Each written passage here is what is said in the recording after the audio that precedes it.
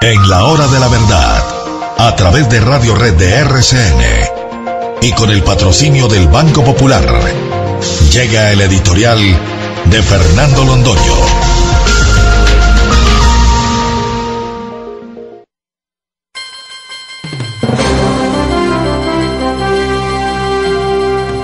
Si uno se pregunta de este año 2016, no cuál es el hecho fundamental que ya decíamos ayer, que fue el famoso 2 de octubre en el que el pueblo rechazó el plebiscito, sino cuál es la circunstancia que está formada por un conjunto de hechos que se alargan en el tiempo y que producen unos efectos catastróficos o benéficos. Hay que abrir un compás de espera a la pregunta para la vida nacional. No tendríamos otro camino que decir que lo que está pasando en Colombia, el mal que nos aflige, el daño que estamos soportando, proviene de la corrupción. La corrupción es una perversión de las costumbres. La corrupción es el olvido de los principios fundamentales, de la honestidad y del decoro en que debe estar fundado y enmarcado el accionar de las autoridades.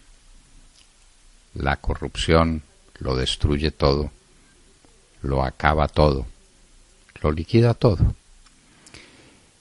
La corrupción le está pasando factura casi que al mundo entero. Si uno se pregunta cuál es el hecho fundamental que destruye a Venezuela, tendría que decir que además de haber caído en las garras de una estupidez llamada socialismo del siglo XXI, es la corrupción de las costumbres. Si los militares no se hubieran corrompido, habría una alternativa con ellos. Y visto lo que le está ocurriendo al pueblo, le dirían a Nicolás Maduro que se tiene que ir y le abrían un espacio a la democracia.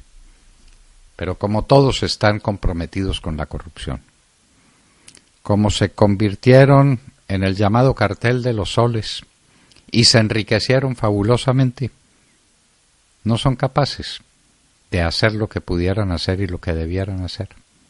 La corrupción los tiene atrapados. Como la corrupción tiene atrapado nada menos que al más grande país de América, al Brasil, que acabó con el socialismo del siglo XXI en el Brasil, además de las estupideces de un gobierno que no sabe cómo manejarse porque el socialismo no conduce sino al fracaso. El hecho capital también fue la corrupción. Los brasileros parecían aceptarlo todo.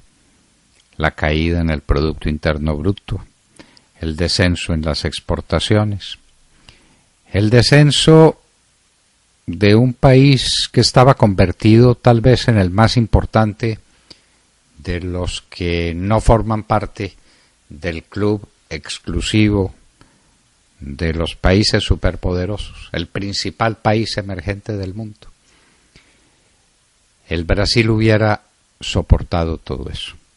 Lo que no soportó fue la corrupción de Dilma Rousseff, del señor Lula, de los que se sabía que traficaban con los bienes de la República.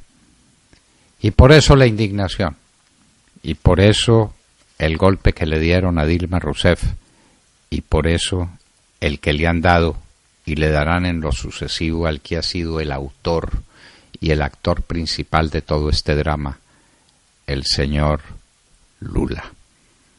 Lula es el capitán de la corrupción en el Brasil y así lo está pagando. Y si ustedes siguen el examen de los países que se volvieron inmanejables, tendrá que aceptar que la corrupción está jugando un papel demoledor en todos ellos. Los países de Centroamérica vivieron guerras, han padecido todos los horrores de un desequilibrio permanente, pero en últimas lo que los mata es la corrupción, que se tomó las cúpulas del poder y que atrapó toda la sociedad entre sus redes más amargas. El problema de México es el problema de la corrupción. México ha sido por muchos años el capitán de la corrupción en América. Tal vez ese procedimiento de las mordidas y de las ventajas que se le dan a los gobernantes para cumplir con su deber haya sido más poderoso en México que en ninguna parte. Pero México es un grande país, un inmenso país, y un inmenso país que parecía despertar de su letargo y que tenía posibilidades de convertirse en una nación de las más promisorias del globo.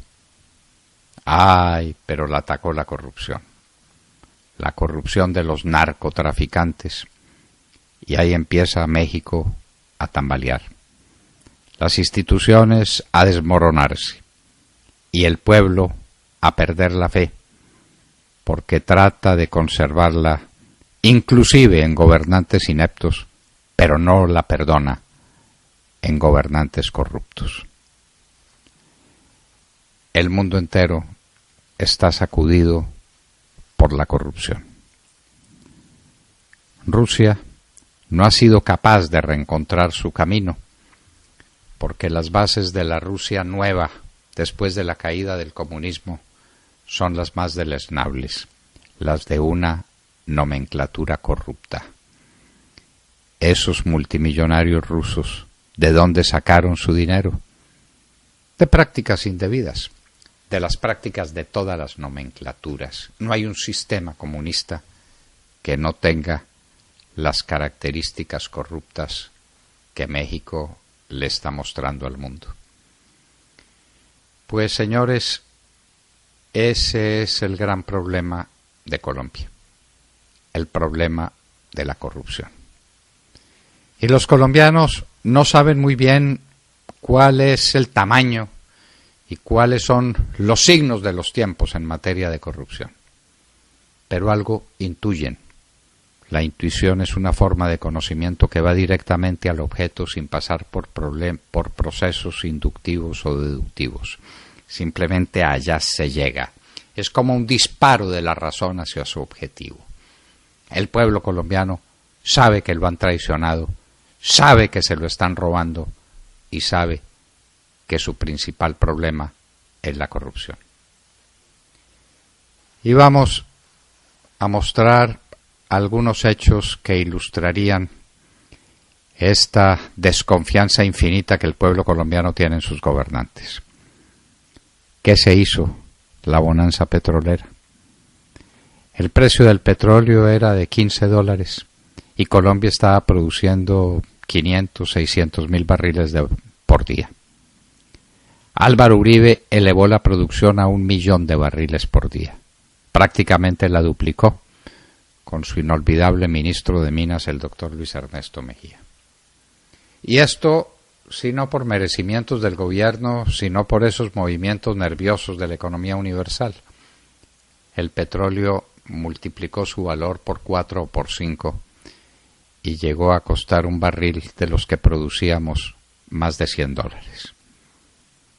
Y eso es lo que constituye la llamada bonanza petrolera, que se concentra para beneficio del fisco en los gigantescos impuestos que empezaron a pagar las empresas petroleras como resultado de las ganancias enormes que estaban recibiendo.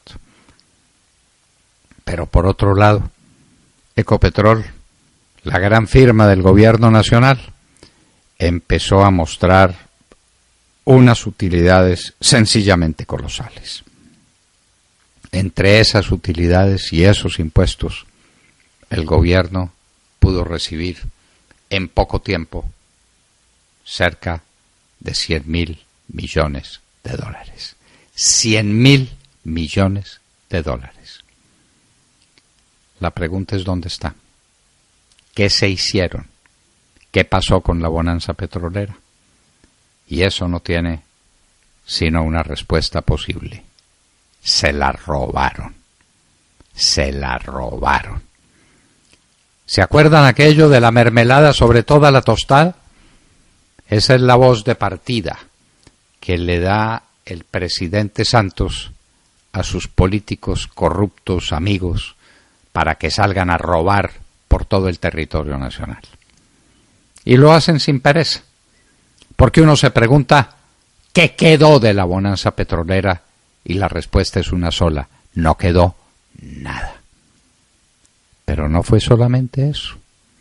Es que además de la bonanza petrolera en este año y en estos últimos años, Santos nos ha endeudado tanto como nos endeudaron todos los presidentes de la República desde Simón Bolívar hasta Álvaro Uribe Vélez. Esos son otras decenas de miles de millones de dólares que tendremos que pagar y que especialmente pagarán las nuevas generaciones. Esos jovencitos atolondrados movidos por los rectores de ciertas universidades que salen a la calle a gritar que viva el acuerdo final, no se detienen un minuto a preguntar qué es lo que van a tener que pagar ellos a lo largo de todas sus vidas. Una deuda externa sencillamente inmanejable. Y uno dice, bueno, nos endeudamos, pero aquí está la contrapartida. Y cabe preguntarse, ¿dónde está esa contrapartida? ¿Qué se hizo ese dinero? Esas montañas de dinero, esas montañas de oro que pesan sobre nosotros con el peso de una lápida. Nada, se lo robaron también. Del endeudamiento externo no quedó sino más burocracia, más empleos inútiles, más contratos incumplidos, más robo. Se robaron el país. Entre la bonanza petrolera y el endeudamiento externo se ha cometido el mayor robo que la República haya presenciado en toda su historia. El Contralor General de la República, el nada confiable Tartufo, ha dicho que lo más grave que ha pasado en Colombia es Reficar, señal de que no sabe sumar y restar. Reficar es un juego de niños si se compara con el robo combinado de la bonanza petrolera y del producto del endeudamiento externo. ¿Qué se hizo todo ese dinero? ¿No es la hora de preguntárselo ya al presidente Santos y de exigirle una respuesta? ¿Se acuerdan tantas veces como decía, como nunca antes, claro, porque las cuentas eran como nunca antes, las disponibilidades como nunca antes, los gastos del gobierno como nunca antes, todo era como nunca antes, y como nunca antes fue el robo de la nación. ¿Qué queda de todo aquello? Nada. Un país que justamente no cree en su clase política como lo demuestra en todas las encuestas que se le hacen. Un país que ha perdido la fe porque se ha dado cuenta de que es víctima de lo que está pasando, de este robo inagotable, de esta corrupción desbordada, que es, sin duda, el más preocupante, el más dañino, el más terrible de los fenómenos que azotan la nación. Pero aquí no hay instituciones para controlarlo. La Corte Suprema de Justicia se ensaña en perseguir a Andrés Felipe Arias, de quien dice que no se robó un peso.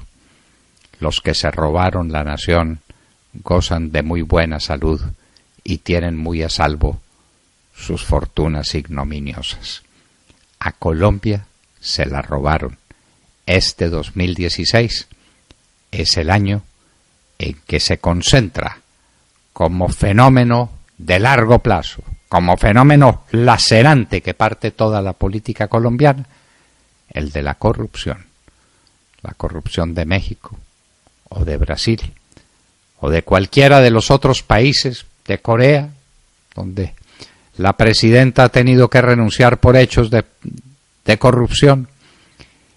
La corrupción, señores, se tomó a Colombia y por eso este 2016 será dolorosamente inolvidable. Dolorosamente inolvidable. Escuchábamos el editorial del doctor Fernando Londoño aquí en La Hora de la Verdad a las 7:34 de la mañana.